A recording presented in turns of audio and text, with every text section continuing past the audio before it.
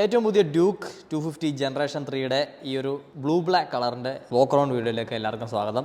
അപ്പോൾ ഇതാണ് ഇവരെ ഏറ്റവും ലേറ്റസ്റ്റ് ആയിട്ട് ലോഞ്ച് ചെയ്തിട്ടുള്ള ബ്ലൂ ബ്ലാക്ക് എന്ന് പറയുന്ന ഒരു പുതിയ കളറ്.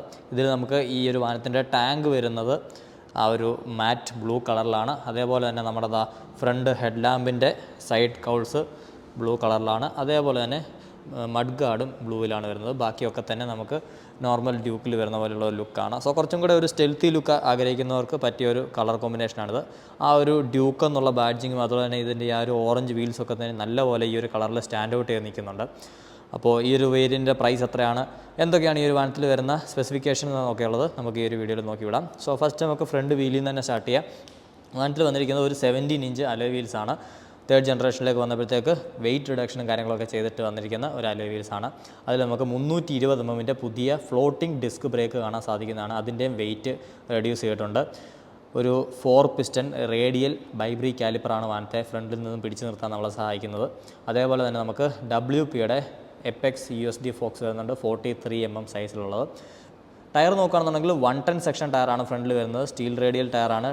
MRFൻ്റെ സ്റ്റീൽ ബ്രേസ് സീരീസിൽ വരുന്ന W റേറ്റഡ് ടയറാണ് നമുക്ക് വാഹനത്തിൽ ഫ്രണ്ടിൽ വന്നിരിക്കുന്നത്. അതേപോലെ തന്നെ ബാക്ക് നോക്കുകയാണെന്നുണ്ടെങ്കിൽ 150 സെക്ഷൻ ടയറാണ് ബാക്കിൽ വന്നിരിക്കുന്നത്. അതും W റേറ്റഡ് റേഡിയൽ ടയറാണ്. സോ ടയറിൻ്റെ കാര്യത്തിൽ ഇമ്പ്രൂവ്മെൻറ്റ്സ് ഉണ്ട്. നേരത്തെ ഉള്ള ജനറേഷനേക്കാളും കുറച്ചും കൂടെ ഗ്രിപ്പ് പ്രൊവൈഡ് ചെയ്യുന്ന ടയേഴ്സാണ് ഇപ്പോൾ ഈ ഒരു വാഹനത്തിൽ വന്നിരിക്കുന്നത്.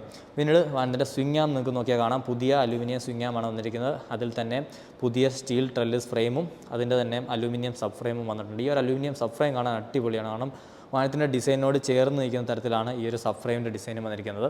അതേപോലെ തന്നെ ബാക്ക് ഷോക്ക് അബ്സോർവർ നോക്കുകയാണെന്നുണ്ടെങ്കിൽ WPയുടെ എപ്പെക്സ് ഷോക്ക് അബ്സോർവറാണ്.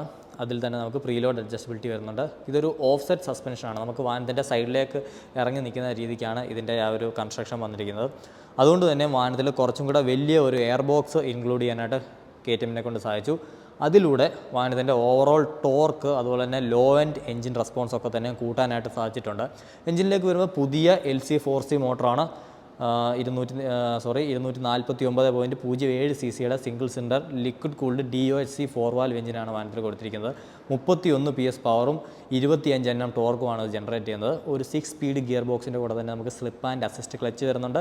കൂടെ നമുക്ക് ബൈ ഡയറക്ഷണൽ ക്യൂക്ക് ഷിഫ്റ്ററും ഈ ഒരു വാഹനത്തിലുണ്ട്. അതായത് ക്ലച്ച് ഉപയോഗിക്കേണ്ട തന്നെ നമുക്ക് അപ്പ് ഷിഫ്റ്റും ഡൗൺ ഷിഫ്റ്റും ഈ ഒരു വാഹനത്തിൽ ചെയ്യാൻ സാധിക്കും.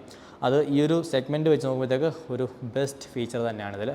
ലിക്വിഡ് കൂളിങ്ങിൻ്റെ എഫിഷ്യൻസി കൂട്ടാനായിട്ട് നമുക്കിതിൽ വന്നിരിക്കുന്ന ഒരു കെർവ്ഡ് റേഡിയേറ്ററാണ്.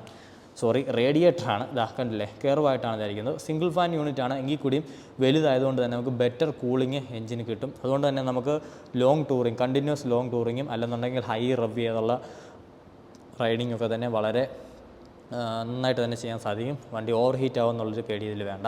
പിന്നെ ലൈറ്റിങ് നോക്കുകയാണെന്നുണ്ടെങ്കിൽ നമുക്ക് ഫ്രണ്ടിൽ LED ഹെഡ്ലാമ്പാണ് വന്നിരിക്കുന്നത്. LED ടേൺ ഇൻഡിക്കേറ്റേഴ്സാണ് വന്നിരിക്കുന്നത്. അതേപോലെ നമുക്കിതിൽ ഹസാർഡ് ഫംഗ്ഷൻ വരുന്നുണ്ട് ഇൻഡിക്കേറ്ററിന്. ബാക്ക് നോക്കുകയാണെന്നുണ്ടെങ്കിൽ നമുക്ക് പുതിയൊരു ടെയിൽ ലാമ്പ് ഡിസൈനും കൂടിയാണ് വന്നിരിക്കുന്നത്. ഇത് കത്തുമ്പോൾ കാണാനായിട്ടും അടിപൊളിയാണ്. 15 ലിറ്ററിൻ്റെ മെറ്റൽ ടാങ്കാണ് ഇതിൽ വന്നിരിക്കുന്നത്. 15 ലിറ്റർ ആയതുകൊണ്ട് തന്നെ നമുക്ക് നല്ല ഒരു ടാങ്ക് റേഞ്ച് വാഹനത്തിൽ നിന്ന് പ്രതീക്ഷിക്കാവുന്നതാണ്. പിന്നെ ഓവറോൾ ബിൽഡ് ക്വാളിറ്റിയും കാര്യങ്ങളൊക്കെ തന്നെ ഇമ്പ്രൂവ് ആയിട്ടുണ്ട്. മെറ്റൽ ടാങ്ക് ആയതുകൊണ്ട് തന്നെ നമുക്ക് മാഗ്നറ്റിക് ടാങ്ക് ബാഗ്സ് പോലെയുള്ള ആക്സസറീസ് ഈസി ആയിട്ട് മൗണ്ട് ചെയ്യാൻ സാധിക്കുന്നതാണ്. ഇതാണ് നമ്മുടെ കോക്പിറ്റിൻ്റെ ഒരു വ്യൂ വരുന്നത്. വളരെ ഷോർട്ടാണ്. അതുപോലെ തന്നെ ഹാൻഡിൽ ബാർ വൈഡാണ്. നമുക്ക് നല്ല കംഫർട്ടബിളായിട്ട് തന്നെ പിടിച്ചിരിക്കാവുന്ന ഹാൻഡിൽ ബാറാണ് വന്നിരിക്കുന്നത്. പുതിയ ഹാൻഡിൽ ബാർ ഗ്രിപ്സ് വന്നിട്ടുണ്ട്. അതുപോലെ തന്നെ സ്വിച്ച് ഗിയേഴ്സ് വന്നിട്ടുണ്ട്. റൈറ്റ് സൈഡിൽ നമുക്ക് കിൽ സ്വിച്ചും സ്റ്റാർട്ടർ ബട്ടണും കൂടെയാണ് കാണാൻ സാധിക്കുന്നത്. ലെഫ്റ്റ് സൈഡിൽ നമുക്ക് മുകളിൽ ഹസാർഡ് ലാമ്പുണ്ട്. ഇത് നമ്മളുടെ ഡിസ്പ്ലേ കൺട്രോൾ ചെയ്യാനായിട്ടുള്ള ബട്ടൺസാണ്. താഴെ ഇൻഡിക്കേറ്റർ, ഹോണ്, ഫ്രണ്ടിൽ പാസ്, ഹൈ ബീം സെലക്ടറുമാണ് വന്നിട്ടുള്ളത്. മിററിൻ്റെ ഡിസൈൻ നിങ്ങൾക്ക് നോക്കിയാൽ മനസ്സിലാകും. നമ്മൾ ഡൊമിനറിൽ മറ്റും കണ്ടിട്ടുള്ള രീതിയിലുള്ളൊരു മിറർ ഡിസൈനാണ്. ഇതൊരു അടിപൊളി ബിൽഡ് ക്വാളിറ്റിയും കാര്യങ്ങളൊക്കെ തരുന്ന നല്ല ഫിനിഷുള്ള ഒരു മിററാണ് വന്നിട്ടുള്ളത്. മീറ്റർ കൺസോളിലേക്ക് പോകുകയാണെന്നുണ്ടെങ്കിൽ നമുക്ക് ഒരു 5 ഇഞ്ച് LCD കൺസോളാണ് വന്നിരിക്കുന്നത്.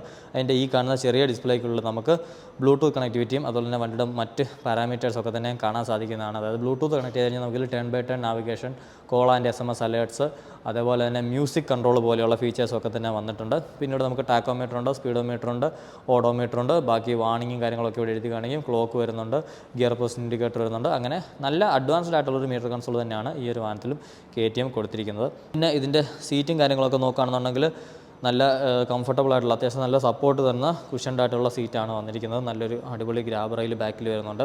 പിന്നീട് ഗ്രൗണ്ട് ക്ലിയറൻസ് നോക്കുകയാണെന്നുണ്ടെങ്കിലും അത്യാവശ്യം നല്ല ഗ്രൗണ്ട് ക്ലിയറൻസ് വാഹനം തരുന്നുണ്ട്. ഏകദേശം 168 കിലോഗ്രാമോളമാണ് ഇതിൻ്റെ വെയിറ്റ് വരുന്നത് അല്ലെങ്കിൽ കെർബ് വെയിറ്റ് വരുന്നത്. ഈ ഒരു സെഗ്മെൻറ്റ് നോക്കുമ്പോൾ അത് നല്ല ഒരു പവർ ടു വെയിറ്റ് റേഷ്യോ തരുന്ന ഒരു വാഹനം കൂടിയാണ് നമ്മുടെ KTM ഡ്യൂക്ക് 250 തേർഡ് ജനറേഷൻ എന്ന് പറയുന്നത്. ഒരു അണ്ടർ ബെല്ലി എക്സോസ്റ്റുമാണ് നമുക്ക് വണ്ടിയിൽ വരുന്നത്. അപ്പോൾ ഇതിൻ്റെ ഒരു ഡീറ്റെയിൽഡ് റിവ്യൂ വീഡിയോ നമ്മൾ ഓൾറെഡി നമ്മുടെ ചാനലിൽ ചെയ്തിട്ടുണ്ട്. വേറെ കളർ ഓപ്ഷൻ ആയിരുന്നു എന്ന് മാത്രമേ ഉള്ളൂ. ഇതിപ്പോൾ ഏറ്റവും ലേറ്റസ്റ്റ് ലോഞ്ച് ചെയ്തിരിക്കുന്ന കളർ ആയതുകൊണ്ടാണ് നമ്മളിങ്ങനെ ഒരു വോക്ക് അറൗണ്ട് വീഡിയോ ഇപ്പോൾ ചെയ്യുന്നത്. അപ്പോൾ എന്താണ് നിങ്ങൾക്ക് ഈ പുതിയ കളറിനെ പറ്റിയുള്ള അഭിപ്രായം എന്നുള്ളത് തീർച്ചയായിട്ടും കമൻറ്റ് ചെയ്യുക. ഇനി പ്രൈസ് നോക്കുകയാണെന്നുണ്ടെങ്കിൽ ഏകദേശം 3,06,000 രൂപ എന്ന് പറയുന്ന ഒരു അടിപൊളി പ്രൈസിനാണ് KTM പത്തനംതിട്ടയിൽ നിന്ന് നിങ്ങൾക്ക് ഇത് ഓൺ റോഡ് ഇറക്കാൻ സാധിക്കുന്നത്. കേരളത്തിൽ തന്നെ ബെസ്റ്റ് പ്രൈസ് എന്നാണ് അവർ അവകാശപ്പെടുന്നത്. എനിക്കും അങ്ങനെ തന്നെയാണ് തോന്നുന്നത്. കാരണം 3,06,000-ന് പുതിയ തേർഡ് ജനറേഷൻ ഡ്യൂക്ക് എന്ന് പറയുന്നത് നല്ലൊരു ഡീൽ തന്നെയാണ്. അപ്പോൾ നിങ്ങൾക്ക് കമൻറ്റ് ചെയ്യുക നിങ്ങളുടെ സ്ഥലത്ത് എത്ര രൂപയാണ് വാഹനത്തിന് ഓൺ റോഡ് പറയുന്നതെന്നുള്ളത്. അപ്പോൾ നമുക്ക് കമ്പയർ ചെയ്ത് നോക്കാമല്ലോ വിലയിൽ എന്തെങ്കിലും വ്യത്യാസം ഉണ്ടോ ഇല്ലയോ എന്നുള്ളത്. അപ്പം ഇത് മാത്രമല്ല അവർ ഓരോ ഓഫറും കൂടെ തരുന്നുണ്ട്. KTM പത്തനംതിട്ടയിൽ നിന്ന് നിങ്ങൾ ഏത് KTM മോഡൽസ് പർച്ചേസ് ചെയ്താലും ഇവരുടെ തന്നെ ഇഗ്നൈറ്റ് സ്ട്രീറ്റ് എന്നുള്ള ആക്സസറി ആൻഡ് റൈഡിംഗ് ഗിയർ ഷോപ്പുണ്ട്. അവിടെ നിന്ന് നിങ്ങൾക്ക് റൈഡിംഗ് ഗിയേഴ്സോ അക്സസറീസോ 6,000 രൂപയ്ക്ക് മുകളിൽ വർത്തായിട്ടുള്ളത് നിങ്ങൾ വാങ്ങിക്കുകയാണെന്നുണ്ടെങ്കിൽ 15% ഓഫ് കിട്ടുന്നതായിരിക്കും exclusively for KTM customers. So അത് നിങ്ങളൊന്ന് ഓർത്തിരിക്കുക. KTM ബൈക്സ് വാങ്ങാൻ ആഗ്രഹിച്ചിരിക്കുന്ന നിങ്ങളുടെ ഫ്രണ്ട്സ് ആരെങ്കിലും ഉണ്ടെങ്കിൽ അവർക്ക് എത്രയും പെട്ടെന്ന് ഈ ഒരു വീഡിയോ ഷെയർ ചെയ്ത് കൊടുക്കുക. കാരണം ഒരുപാട് കാലത്തേക്ക് ഈ ഓഫേഴ്സ് ഒന്നും തന്നെ ഉണ്ടായിരിക്കുന്നതല്ല. അപ്പോൾ ഇപ്പോൾ തന്നെ അവർക്ക് ഷെയർ ചെയ്തു. വീഡിയോ ഇഷ്ടപ്പെട്ടെങ്കിൽ ഒന്ന് ലൈക്ക് ചെയ്യുക. വണ്ടിയെ പറ്റിയിട്ട് എന്താണ് നിങ്ങളുടെ അഭിപ്രായം എന്നുള്ളത് തീർച്ചയായിട്ടും ഒന്ന് കമൻറ്റ് ചെയ്യുക. നിങ്ങൾക്ക് ഇത് ഇഷ്ടപ്പെട്ടോ ഇല്ലയോ, അല്ലെന്നുണ്ടെങ്കിൽ ഈ ഒരു പ്രൈസിൽ നിങ്ങൾക്ക് വേറെ ഏത് ബൈക്കാണ് ബെറ്റർ ആയിട്ട് തോന്നുന്നുണ്ടെന്നുണ്ടെങ്കിൽ അതും ഒന്ന് കമൻറ്റ് ചെയ്യുക. എന്തായാലും ഇതാണ് വണ്ടിയുടെ സൈഡ് ലുക്ക്. ഞാൻ മൊത്തത്തിലൊന്ന് വണ്ടി ഓടിച്ച് കാണിച്ച് വിട്ടിട്ട് വീഡിയോ വൈൻഡപ്പ് ചെയ്യാം.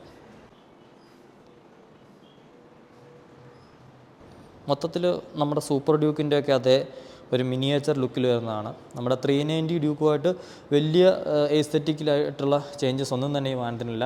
എൻജിൻ അതുപോലെ തന്നെ ചില ടെക്നിക്കൽ ചേഞ്ചസ് മാറ്റി നിർത്തി കഴിഞ്ഞാൽ ഓൾമോസ്റ്റ് സെയിം ആണ് ഇതായിരിക്കുന്നത് 390 ഡ്യൂക്ക്. കണ്ടില്ലേ, ആ കളർ വ്യത്യാസം അല്ലാണ്ട് നമുക്ക് വലിയ വ്യത്യാസങ്ങൾ ഈ ഒരു വണ്ടി വലിപ്പത്തിൽ കണ്ടാൽ പറയില്ല. ഓൾമോസ്റ്റ് സെയിം ആയിട്ട് തന്നെയാണ് ഈ ഒരു വണ്ടി നിങ്ങൾക്ക് കിട്ടുന്നത്.